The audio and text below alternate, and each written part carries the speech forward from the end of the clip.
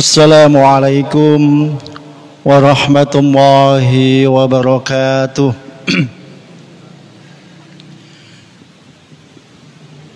Bismillahirrahmanirrahim. Alhamdulillahi rabbil alamin. Wabihi nasta'inu ala umurid dunya waddin. Wassalatu wassalamu asrafil anbiya'i wal mursalin Sayyidina wa maulana Muhammadin wa ala alihi wa ashabi ajmain. Rabbi shrah li sadri wa yassir li amri wahlul 'uqdatam min lisani yafqahu qawli. A'udzu billahi minasy syaithanir rajim. Laqad ja'akum rasulun min anfusikum azizun 'alaihi ma 'anittum harisun 'alaikum bil mu'minina raufur rahim. Fa in tawallaw faqul hasbiyallahu la ilaha illahu 'alaihi tawakkaltu wa huwa rabbul 'arsyil 'azim. Shadaqallahul 'azim.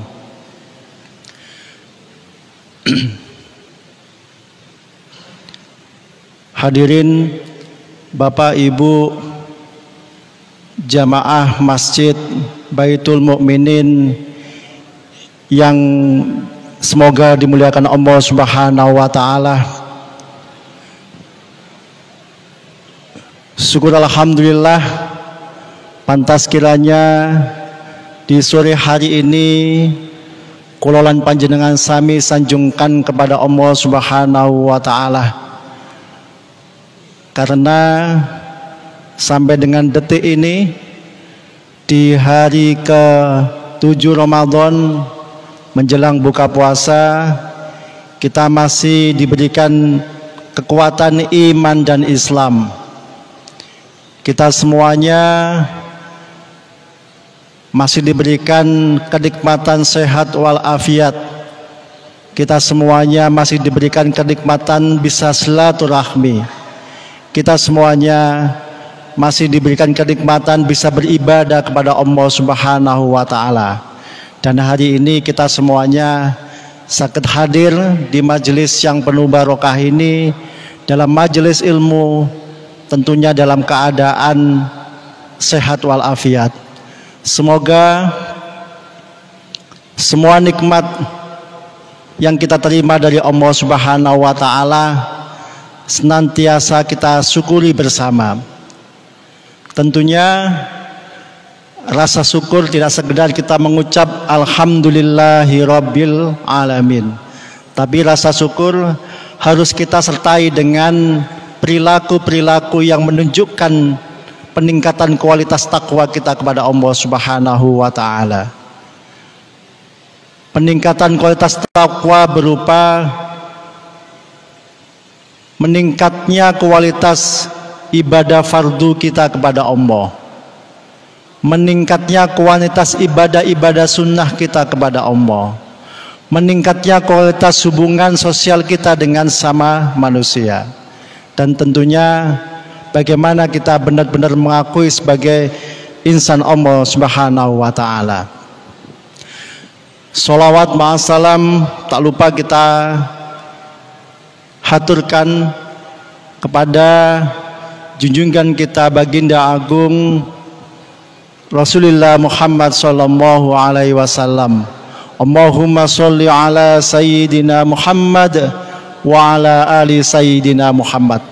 Semoga kita semuanya di majelis yang penuh barokah ini senantiasa mau mampu untuk meneladani uswah hasanah Rasulullah Muhammad sallallahu alaihi wasallam.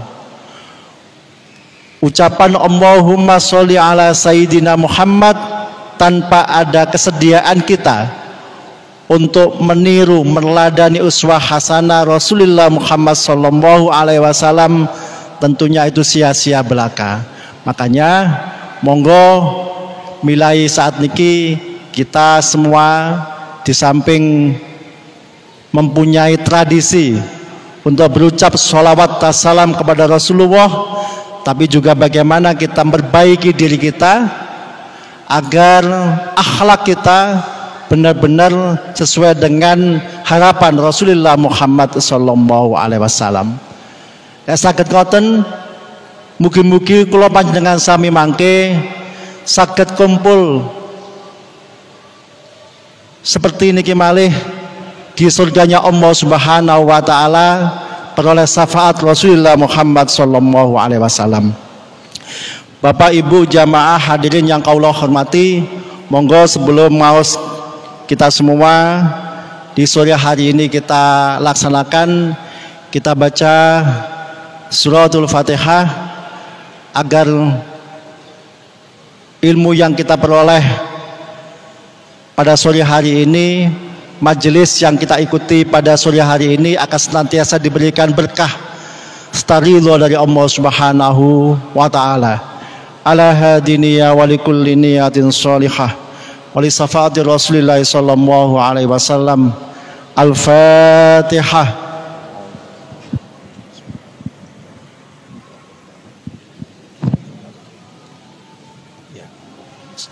Surah Al-Ladzi an'amta 'alaihim ghairil maghdubi 'alaihim waladdallin. Amin. Bapak Ibu yang kaula hormati, hari ini kita masuk pada hari ke-7 di bulan Ramadan 1443 Hijriah. Ramadan tentu sejatinya adalah sebagai bulan bagaimana kita melakukan muhasabah diri, melakukan introspeksi diri. Panjenengan kait awal hari pertama ngantos sakniki hampir seminggu, monggo kita sareng-sareng untuk muhasabah introspeksi diri. Apakah selama ini ibadah-ibadah yang kita lakukan benar-benar telah menunjukkan kualitas yang berarti dalam kehidupan kita? Ibadah sholat fardu, apakah kita telah menjalankan ibadah sholat dengan sebenar-benarnya?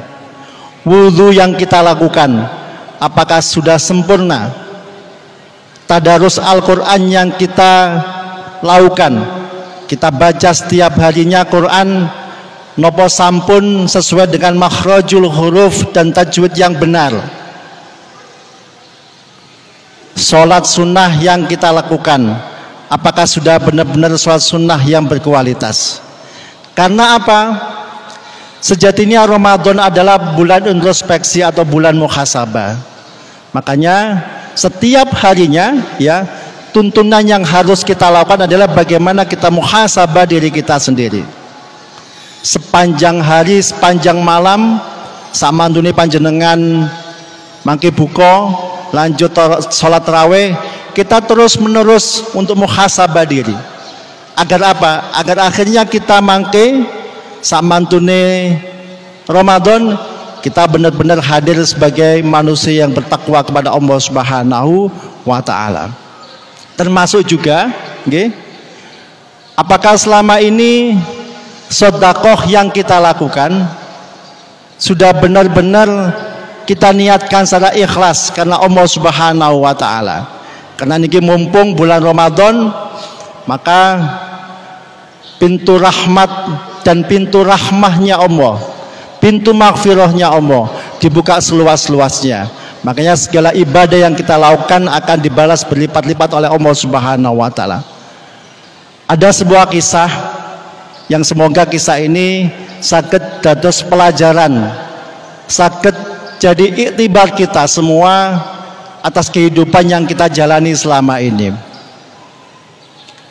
Di suatu kota di Arab Saudi, tepatnya di kota Riyadh, itu kebetulan hidup seorang perempuan lansia, ibu-ibu umur 60 tahun,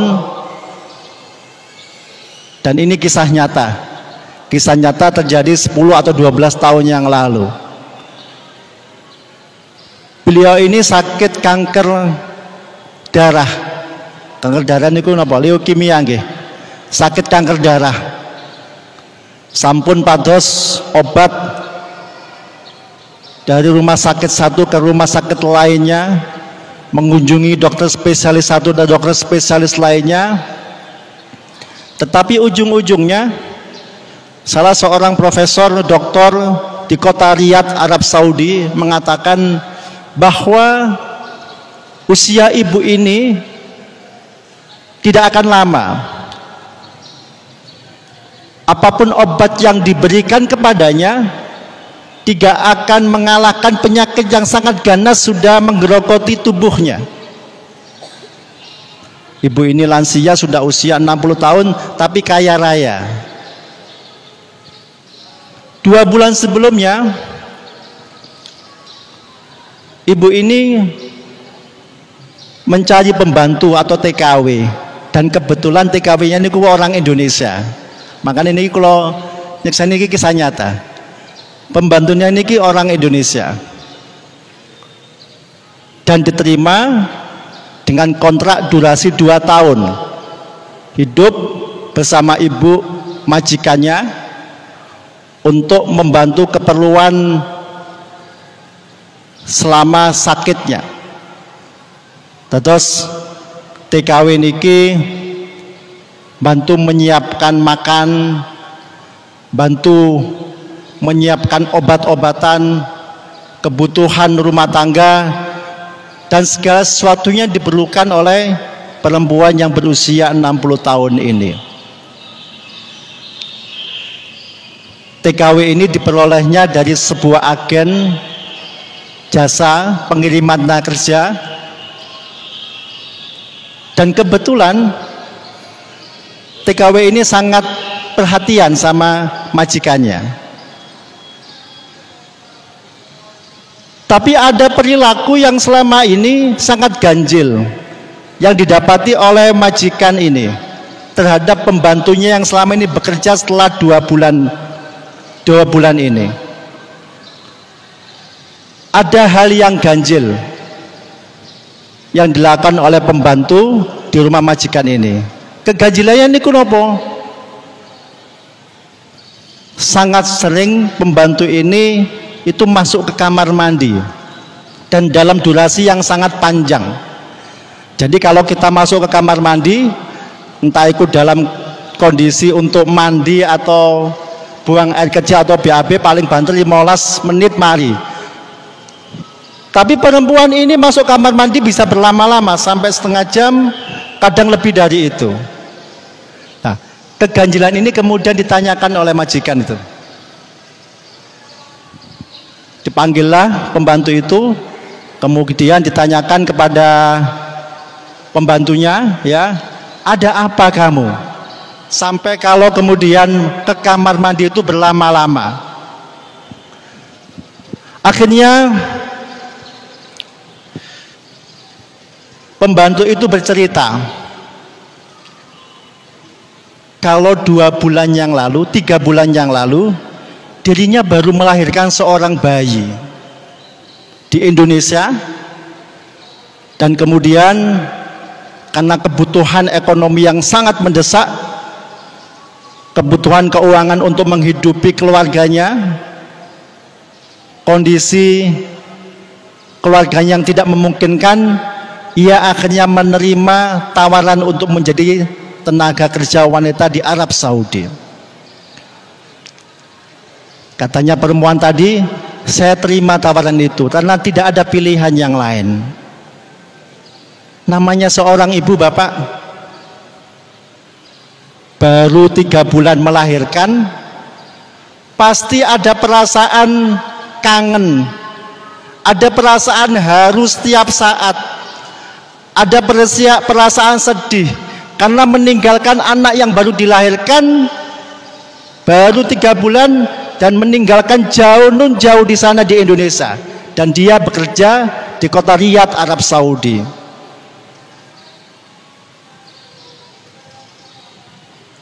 Kata perempuan tadi, dan saya masuk ke kamar mandi niku berkali-kali karena air susu saya masih keluar.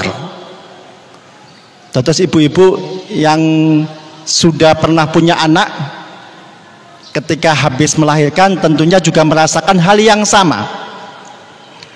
Air susunya itu keluar, dan jika tidak diisep oleh sang bayi tadi, sakitnya minta ampun, kenceng luar biasa, sakit minta ampun, sehingga terpaksa saya keluarkan di kamar mandi. Kata pembantunya tadi, setiap saat saya keluarkan di kamar mandi, dan itu terjadi berkali-kali, yang membuat kemudian majikan tadi itu tertegun. Majikan tadi tertegun, tak kuasa untuk menahan tangis, menangis terseduh. Kemudian sudah, wes lanjutkan pekerjaanmu. Kemudian majikan tersebut, seorang perempuan yang sudah usia 60 tahun, menderita penyakit kanker darah, dan divonis segera wafat oleh dokter spesialis sekretariat. Akhirnya menelpon sebuah biro travel perjalanan untuk memesankan tiket pulang kepada pembantunya. Dipesanlah tiket pulang dari Riyadh menuju ke Bandara Soekarno-Hatta, Jakarta. Setelah nelpon biro travel perjalanan, si ibu tadi juga menelpon biro jasa pengiriman tenaga kerja tadi. Telepon dikontak, akhirnya dikumpulkan pembantunya dan biro travel perjalanan tadi serta agensi jasa pengiriman tenaga kerja tadi. Apa yang dikatakan ibu tadi? Sudah cukup kamu bekerja denganku saat ini. Ini ada tiket, kamu bawa pulang, besok berangkat pulang ke Indonesia, dan ini gajimu selama 2 tahun. Gajimu selama 2 tahun. Padahal pembantu tadi baru bekerja di majikannya 2 bulan. Tapi kemudian digaji oleh majikan yang baik hati dengan gaji selama 2 tahun. Pulanglah, asuh anakmu, besarkan anakmu. Jika nanti kemudian kamu ingin kembali bekerja denganku, ini nomor teleponnya, silakan kembali telepon aku. Akhirnya apa yang terjadi? Kembalilah pembantu tadi yang berasal dari Indonesia, pulang ke Indonesia dengan membawa gaji selama 2 tahun. Kerja rong wulan oleh gaji 2 tahun. Enak apa enggak? Kerja 2 bulan oleh gaji 2 tahun. Pulang ke Indonesia, dan dia kemudian bisa mengasuh anaknya, menyusui anaknya. Hari berganti hari, kemudian minggu berganti minggu, akhirnya tibalah saatnya sang majikan tadi itu kontrol kepada dokter spesialis terbaik di kota Riyadh yang selama ini telah menjadi langganannya. Kontrollah si ibu tadi, dicek, mulai cek darah, di ronsen, dan apa yang terjadi. Dalam struktur darahnya tidak ada terdeteksi penyakit kanker darah.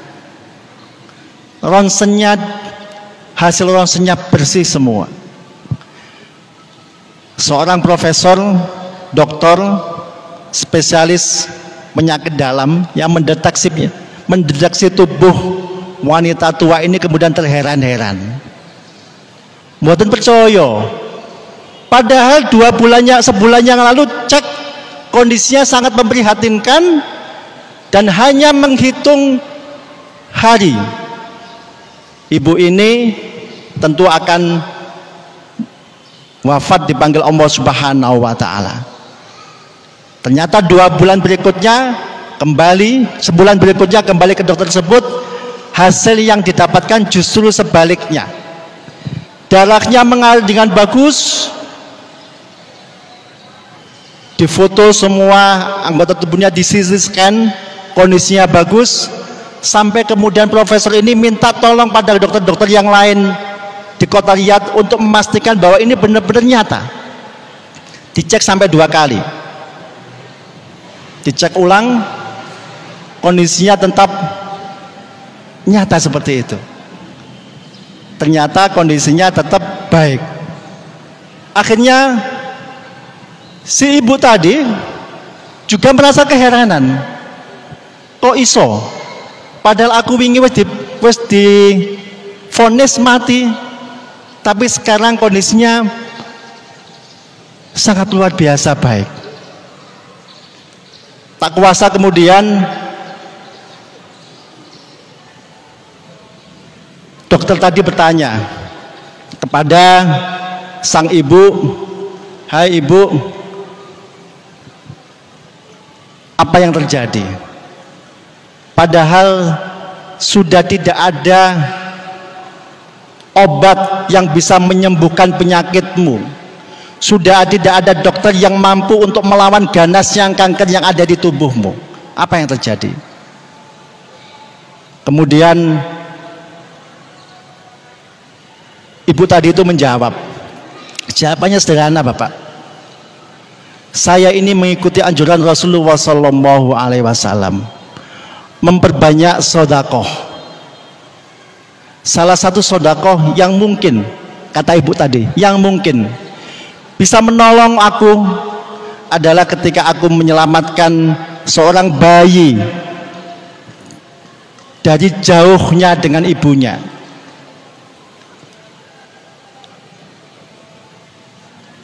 Ibu itu sudah mengatakan, menceritakan secara kronologis kepada sang dokter bagaimana dia memberikan bantuan kepada pembantunya untuk pulang ke Indonesia, menggajinya 2 tahun dan untuk kembali bertemu dengan anaknya. Langsung tim dokter di rumah sakit Riyadh itu takbir. Hadirin Bapak Ibu rahimakumullah, tentu ini adalah kisah nyata dan banyak kisah-kisah lainnya.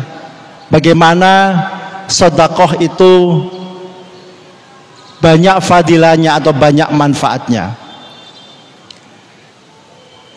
Dalam sebuah kitab Imam Suyuti, yakni kitab Bughyatul Mustarsyidin, ada 5 kategori orang bersedekah.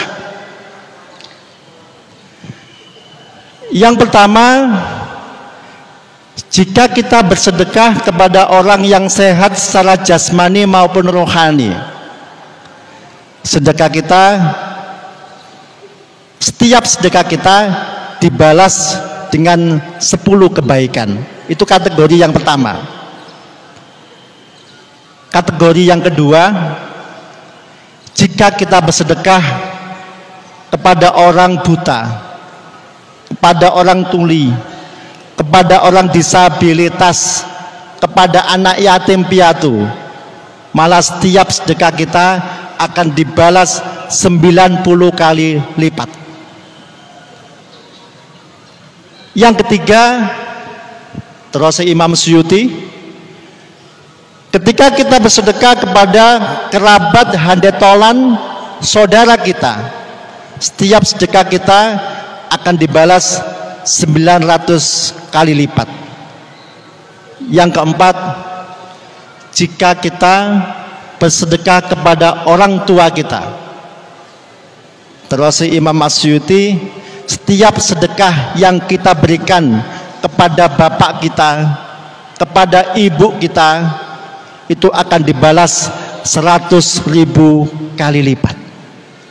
Yang terakhir, jika kita bersedekah kepada orang alim, kepada ulama ahli fikih yang menerapkan, mengaplikasikan ilmunya, maka sedekah kita akan dibalas menjadi 900.000 kali lipat.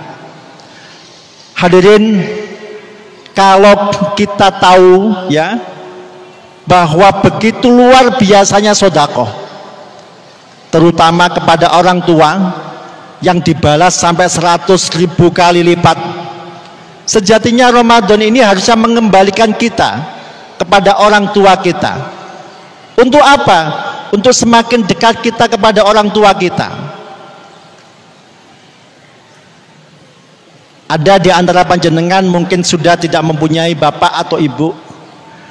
Ada sebagian yang lain mungkin sedang berjauhan dengan bapak atau ibunya. Ada sebagian yang lain di kota yang sama dengan bapak ibunya, tapi tak pernah dikunjungi bahkan untuk 1 minggu atau 2 minggu. Ini banyak terjadi. Semoga Ramadan kali ini akan menggugah kesadaran kita semua. Bagaimana kita harus mulai sekarang introspeksi diri, berbaik-baik kepada ibu dan bapak kita, berbaik-baik kepada orang tua kita. Sekecil apapun sedekah kita kepada orang tua kita, itu balasannya 100.000 kali lipat. Panjenengan misalnya punya uang yang tidak banyak, belikan makan buka puasa, diantar ke rumah orang tua, untuk bapak, untuk ibu. Mungkin hanya 15.000 atau 20.000, tapi fadilahnya, kebahagiaan yang tertancap dalam hati sanubari orang tua kita, itu luar biasa. Panjenengan mungkin belum punya kebiasaan untuk bersodakoh. Mulai hari ini tanamkan dalam diri kita, mumpung bulan Ramadan, bulan yang penuh muhasabah, bulan datang yang maghfirah, mari kita perbanyak untuk bersodakoh jalan Allah Subhanahu wa ta'ala. Suatu kali Rasulullah Shallallahu Alaihi Wasallam pernah datangi seorang pengemis. Pengemis ini mengetuk rumah Rasulullah. Ya Rasulullah, kula niki mboten gadah napa-napa, betah untuk makan siang hari. Akhirnya Rasulullah memanggil istrinya, ya Aisyah, apakah ada baju di lemari yang pantas untuk aku berikan kepada pengemis ini? Akhirnya pengemis itu dikasihkan baju Rasulullah Shallallahu Alaihi Wasallam. Dengan sangat gembiranya, bahagianya, pengemis itu kemudian keluar dari rumah Rasulullah, berteriak-teriak sampai di tengah-tengah pasar. Di tengah-tengah pasar dia acungkan gamisnya Rasulullah, dia jual, dia lelang dengan harga yang tinggi. Dan itu kemudian didengar oleh seorang yang buta kaya raya. Kemudian mengutus salah seorang budaknya, belilah jubahnya Rasulullah berapapun harganya. Akhirnya dibelilah jubah Rasulullah oleh orang yang buta tadi, ya, yang membeli budaknya dengan harga yang tertinggi, yang orang satu pasar itu nggak ada yang bisa menawar dengan harga yang tawarkan oleh seorang yang kaya raya dan buta itu. Sesampai kemudian jubah itu sampai di tangan lelaki yang buta tadi itu, kemudian dengan wasilah jubah Rasulullah, dia memohon kepada Allah Subhanahu wa ta'ala. Dengan wasilah jubah Rasulullah, dia memohon agar butanya ini kemudian bisa disembuhkan. Dan apa yang terjadi? Tak lama kemudian tiba-tiba orang itu bisa melihat lagi, dan menetes deras air matanya, dan datang ke Rasulullah. Dikembalikan jubahnya itu kepada Rasulullah Shallallahu Alaihi Wasallam. Ya Rasulullah, berkat jubahmu akhirnya aku bisa melihat isi dunia ini. Akhirnya Rasulullah pun memanggil Aisyah. Ya Aisyah, sedekah jubah yang aku berikan kemarin kepada orang miskin kemarin itu ternyata berdampak besar. Fadilahnya luar biasa. Yang pertama, membuat orang yang miskin menjadi kaya, membuat budak menjadi dimerdekakan oleh majikannya. Yang ketiga, orang yang sakit buta sekarang bisa melihat. Contoh sedikit tentang bagaimana fadilah bersedekah. Makanya monggo sareng-sareng kita semua, mumpung Ramadan ini masih panjang, fadilah-fadilah kebaikan juga akan menebar sepanjang Ramadan. Mulai saat ini kita ringankan sedekah di jalan Allah Subhanahu wa taala. Menawi panjenengan semua dereng mempunyai tradisi bersedekah, mulai benjang bakdo subuh, mbuh duit 1000, mbuh duit 2000 dilebokno kotak infak ing masjid setiap subuh. Karena sedekah itu jika tidak dilakukan sejak dini, mboten wonten tradisi abot. Sama halnya ketika kita berangkat ke masjid, tidak punya kebiasaan berangkat ke masjid, itu abot. Arep melangkah ke masjid itu abot. Sama. Bersedekah, kalau kita tidak mempunyai kebiasaan bersedekah, ngetokno duit gak usah 10.000, 2.000 itu lho abot. Cek mikir 2.000 kok digo tukang parkir. Nah, ini mumpung Ramadan. Setiap sedekah yang kita berikan akan dilipat gandakan oleh Allah Subhanahu wa taala. Mulai benjang bakdo subuh jenengan telateni, ditradisikan. Mbuh 2.000, mbuh 5.000, ya. Kita niatkan sedekah jalan Allah Subhanahu wa taala. Untuk apa? Yang pertama, agar hajat-hajat kita diijabah oleh Allah Subhanahu wa taala. Agar bala musibah akan menjauh dari kita semua. Agar sakit yang menimpa diri kita, keluarga kita akan segera dicabut oleh Allah Subhanahu wa taala. Agar keberkahan hidup akan senantiasa ada dalam perjalanan hidup kita. Niku sedekah. Sedekah niku Bapak balasannya langsung cash kontan. Jadi seringkali kalau kebetulan ngurusi Basnas nggih, samu 3 tahun sian ngurusi Lazisno. Seringkali saya menemukan orang-orang seperti itu. Sedekah itu balasannya cash. Apa yang kita niatkan, kita sedekah langsung diijabah oleh Allah Subhanahu wa taala.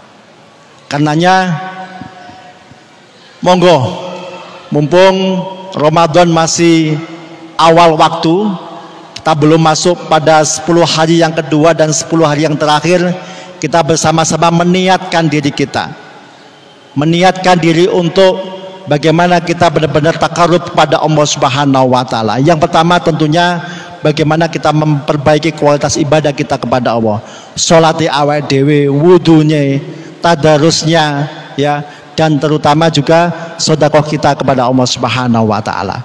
Insya Allah dengan jalan itu maka kita nantinya seusai Ramadan benar-benar hadir menjadi manusia yang benar-benar takwa kepada Allah Subhanahu wa taala. Karena sesungguhnya Ramadan ini adalah bentuk manusia takwa. Jalan untuk menuju takwa itu diantaranya adalah bagaimana kita mendekat kepada Allah Subhanahu wa taala dengan cara yang macam-macam.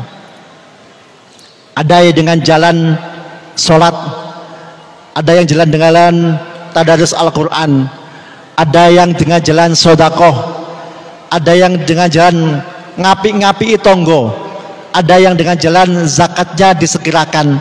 Nah, dengan cara itu semua tentunya kita berharap sama. Pada akhirnya kita terlahir fitri kembali, suci kembali, dan kita bersih di hadapan Allah. Dan semoga nantinya seusai Ramadan kita tetap mampu untuk menghadirkan suasana Ramadan dalam kehidupan kita sehari-hari. Monggo kita akhiri pertemuan kita, majelis kita di sore hari ini dengan berdoa kepada Allah, munajat kepada Allah, agar yang kita ikhtiarkan bersama, ada yang kita niatkan bersama sepanjang bulan Ramadan, hajat-hajat kita dijabah oleh Allah Subhanahu wa taala. Al-Fatihah. A'udzubillahi minasyaitonirrajim. Bismillahirrahmanirrahim. Alhamdulillahirabbil alamin arrahmanir rahim maliki yaumiddin.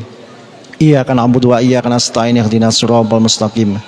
Siratal ladzina an'amta 'alaihim ghairil maghdubi 'alaihim waladdallin. Amin. A'udzu billahi minasyaitonir rajim. Bismillahirrahmanirrahim. Hamdan syakirin, hamdan na'imin, hamdan yuwafihi ni'amahu wa yukafi mazidah. Ya Rabbana lakal hamdu kama yanbaghi li jalali wajhil karimi 'azimi sultanik. Allahumma shalli wa sallim ala sayyidina Muhammadin salatan tunjina biha min jamil akhwali wal afat wa taqdilana biha min jami'al hajat wa tutahhiruna biha min jami'is sayyi'at tarfa'una biha indaka 'alad darajat wa tuballighuna biha a'sal ghayat min jamil khairati fil hayati wa ba'dal maut. Allahumma sholli sholatan kamilan wa sallim salaman taman ala sayyidina Muhammad alladzi tanhalu bil unqad wa tanfariju bil qurbat tuqda bil hawaij wa tunalu bir rahaib wa husnul khawatim istasqal ghamam biwajhil karim wa ala alihi wa sahbihi fi kulli mahadi wa nasibi adadi kulli ma'lum. Allahumma ighfir li ummati sayyidina Muhammad. Allahumma arham ummata sayyidina Muhammad. Allahumma astur ummata sayyidina Muhammad. Allahumma asbir ummata sayyidina Muhammad. Allahumma aslih ummata sayyidina Muhammad. Allahumma afi ummata sayyidina Muhammad. Allahumma aghfir ummata sayyidina Muhammad. Allahumma arham ummata sayyidina Muhammad rahmatan 'amma ya rabbal alamin. Allahumma ighfir li ummati sayyidina Muhammad maghfiratan 'amma ya rabbal alamin. Allahumma farij 'an ummati sayyidina Muhammad farajan 'ajilan ya rabbal alamin. Ya rabb kulli syai'in bi qudratika ala kulli syai'in firli kulla syai'in wa la tas'alni an kulli syai'in wa la tuhasibni fi kulli syai'in wa atini kulla syai'in. Allahumma arnal haqqa haqqa warzuqna tiba'ah wa arnal batila batila warzuqna tinaba. Rabbana hab lana min azwajina wa dhurriyyatina qurrata a'yun waj'alna lil muttaqina imama. Rabbana atina fid dunya hasanah wa fil akhirati hasanah wa qina adzabannar. Wa sallallahu ala sayyidina Muhammadin wa ala alihi wa sahbihi wa baraka sallam. Subhana rabbika rabbil izzati amma yasifun wa salamun ala mursalin walhamdulillahi rabbil alamin. Al-Fatihah.